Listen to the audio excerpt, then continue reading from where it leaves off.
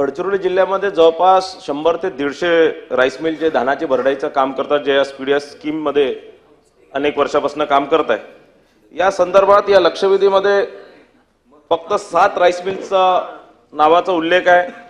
माहेश्री rice industry असणार, माहेश्री food industry असणार, माहेश्री agro industry असणार किंवा महालक्ष्मी इंडस्ट्री असणार. या संदर्भात या राईस मिलच्या संदर्भात याचं जाणीवपूर्वक या काही निवडक राईस मिलरचं नाव घेण्यात आलं, हे खरे आहे का? दुसरं, अनियमितता व काळा बाजारचा उल्लेख या लक्षवेधीत केलाय, पण माननीय मंत्री महोदयांच्या उत्तरात त्या प्रकारचं या माहेश्री राईस मिलनी किंवा या 2-3 राईस मिल ज्यांचे मी नाव उल्लेख केले त्यांनी काळा बाजार नाही केली असं या उत्तरामध्ये आलेलं आहे. हे उत्तर बरोबर आहे का? आणि 2022-23 मध्ये या राईस मिल, ज्या माहेश्री राईस मिल्स असणार किंवा महालक्ष्मी राईस मिल, म्हणजे हे जय अंबे आणि सार्थक हे राईस मिल सोडून बाकी ज्या राईस मिलचं नाव याच्यात लिहिलेलं आहे, या राईस मिल्स वरती कमी बँक गॅरंटी दिल्यामुळे, म्हणजे यांनी 7 कोटीच्या बँक गॅरंटी वरती 3 कोटीच्या बँक गॅरंटीवर 7 कोटीच्या धानाची भरडाई केलेली आहे असं यांच्यावर ठपका ठेवला होता. आणि या सगळ्या राईस मिल्स वरती जवळपास 2.67 कोटी रुपयाचं दंड करण्यात आलेला होता. त्या दंडाची रक्कम त्या राईस मिलर्सच्या ट्रान्सपोर्ट बिल मध्ये ऍडजस्ट करण्यात आली आहे. हे खरं आहे काय? या संदर्भातली माहिती मला पाहिजे. 2023 मध्ये तत्कालीन मंत्री त्यांनी या संदर्भात या ज्या काही स्पेसिफिक 3-4 राईस मिलच्या संदर्भात मी सांगतो यांना क्लीन चिट देण्यात आलेली आहे का? आणि काल या संदर्भातला प्रश्न एलएक्यू खालच्या सभागृहात विधानसभामध्ये मांडण्यात आलेला आहे.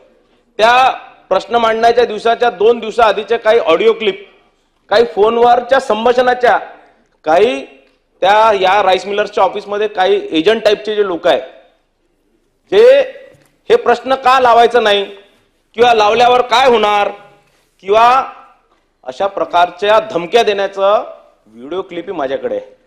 ते मी आज माननीय गृहमंत्र्यांना, माननीय मुख्यमंत्र्यांना या संदर्भातली सूचना दिलेली आहे. पण माझी या माध्यमातून माननीय मंत्र्यांना विनंती आहे किंवा प्रश्न आहे की या ज्या ऑडिओ क्लिप की हे एलएक्यू आम्ही लावणार किंवा ब्लॅकमेलिंगचा जो प्रकार झाला किंवा या प्रकारात जे ब्लॅकमेलिंग करण्यात आलं, पैशाची मागणी करण्यात आली, या संदर्भात ज्या लोक याच्यात इन्व्हॉल्ड आहे किंवा या लोकांचे, ज्या लोकांचे किंवा स्पेसिफिक काही नेत्यांचे एजंट यामध्ये इन्व्हॉल्ड आहे, या सगळ्या एजंटवर आणि त्या नेत्यांवर आपण कारवाई करणार काय? आणि माझा एक प्रश्न असा आहे की कालच्या ऑडिओ क्लिपच देतो ना, ऑडिओ क्लिपची शहानिशा करून, ऑडिओ क्लिपांची काय म्हणतात ते फॉरेन्सिक करून, फॉरेन्सिक जांच करून, त्या ऑडिओ क्लिपमध्ये ज्या लोकांचे फोटो आहे ते कोणाकोणाचे एजंट आहेत, त्यांचे फोन कॉलांचे, ते कोणत्या नेत्यासोबत बोलले, कोणत्या नेत्यासोबत बोलले, काय काय संभाषण झाले, किती पैशाची मागणी केली, या सगळ्या ऑडिओ क्लिपची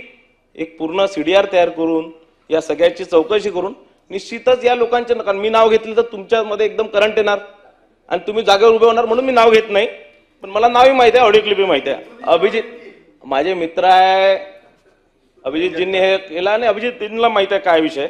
आणि अच्छा, काढून टाका ते सभागृह, काढून टाका.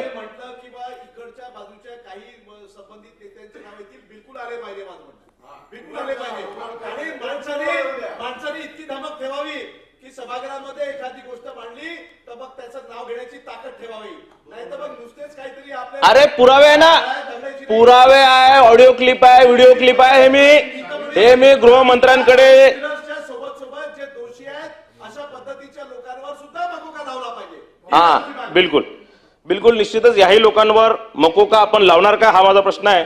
आणि माझी या माध्यमातून एक माहिती सुद्धा माननीय मंत्री महोदयांना आहे. काल अजितदादांनी या संदर्भातला जो प्रश्न खालच्या सभागृहात मांडण्यात आला होता त्यात फार कडक, मंत्री महोदय बोलू नका फोनवर, फार कडक असं त्यामध्ये त्यांनी निर्देश दिले. अजितदादांच्या कडक स्वभावाचा गैरफायदा अनेक नेते याचा करतात आहे. ज्या प्रकारचे काही या सगळ्या प्रश्नांमुळे किंवा या सगळ्याच्यात अजितदादांनी काही राईस मिलवर चुकीची कारवाई करू नये, त्याही संदर्भात आपण कारवाई करणार काय? आणि ही जी मीटिंग होणार आहे याच्यात आम्हालाही बोलवावे ही आमची विनंती आहे. धन्यवाद. मंत्री महोदय. ते महोदय, सन्माननीय सदस्यांनी इथे जी माहिती दिलेली आहे की ह्याच प्रकरणांमध्ये काही ऑडिओ क्लिप्स आहेत, काही व्हिडिओ क्लिप्स आहेत. नक्कीच त्यांनी तर सन्माननीय सभापती महोदयांकडे ते सादर केल्यानंतर पडल्यानंतर त्याची माहिती त्यांच्याकडे मी देखील घेईन. परंतु मी सुरुवातीला सांगितलेलं आहे, सभापती महोदय, गरीब कुटुंबांना जे तांदूळ जाते ते निकृष्ट दर्जाचं जातं आणि ह्या बाबतीमधले कुठलीही हलगर्जी सहन केली जाणार नाही. कुठल्याही राजकीय पक्षाचे कोणी असू द्यात त्यांच्यावरती कडक कारवाई केली जाईल. आणि जर का अशा पद्धतीने कोणी ब्लॅकमेल करत असेल, कोणी ह्या जो काही अपव्यवहार चाललाय त्याचा कोणी गैरफायदा घ्यायचा प्रयत्न करत असेल, त्यांच्यावरती देखील कडक कारवाई ही केली जाईल. आणि मी अगोदरच म्हटलं आहे की माननीय उपमुख्यमंत्री महोदयांनी या बाबतीमधली सखोल चर्चा करण्यासाठी शेवटी ह्याचं गांभीर्य लक्षात घेता दोन्ही सभागृहामधील ज्या सदस्यांना ह्या विषयाच्या बाबतीमधली जी काही माहिती आहे ती माहिती एकत्रित करण्यासाठी आणि ह्याच्यावरती न्याय देण्याकरता ह्या विषयाची व्याप्ती बघता बैठक आयोजित केलेली आहे. त्या बैठकीमध्ये आपल्याला देखील तिथे बोलवलं जाईल. भाई जगताप.